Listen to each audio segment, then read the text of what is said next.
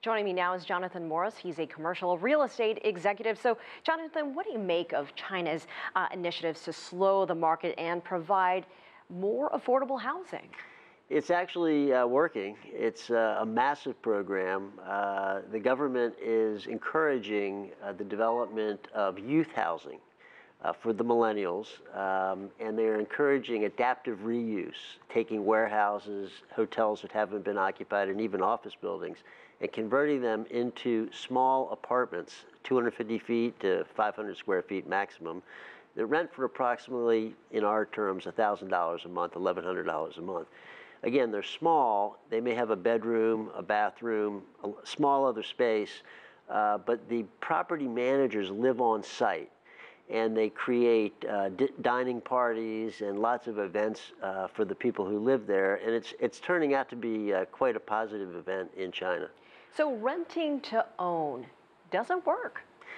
It really doesn't work that well. These units that I just mentioned are coming up very rapidly. One company in China wants to build 150,000 of these apartment units in the next 2 years, which is quite significant, and they are not suited for married couples whatsoever.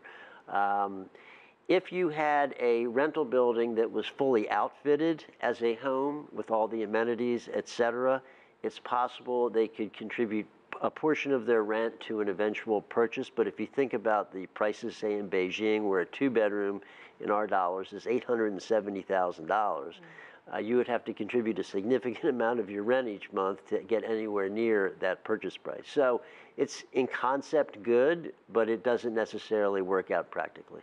Now, as you mentioned, housing prices in China have slowed just a tad, but where do you see it going in the coming weeks and months? And I mean, obviously what you don't want to have is a housing bubble. That's the big fear, right? Well, in China, 90%, approximately 90% of people own their home. So it's a very big metric. And when couples get married, they are traditionally expected to own a home for themselves. The massive overbuilding, however, has sort of led to, where do we go from here type of scenario. The government has reduced its requirement for a down payment from 25% to 20%, and it's reduced interest rates 6 times over the last couple of years. So that sort of spurred the purchase and the ultimate value of these homes.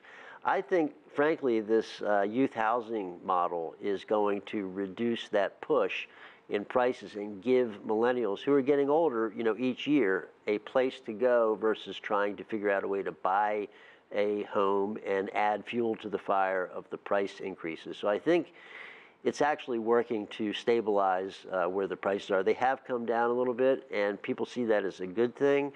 Of course, they don't want them to just drop off the face of the earth. And really, is it a matter of also finding a way to make renting an okay practice? Right. Culturally, it's been a tough thing to do, but practically, it's working very, very well.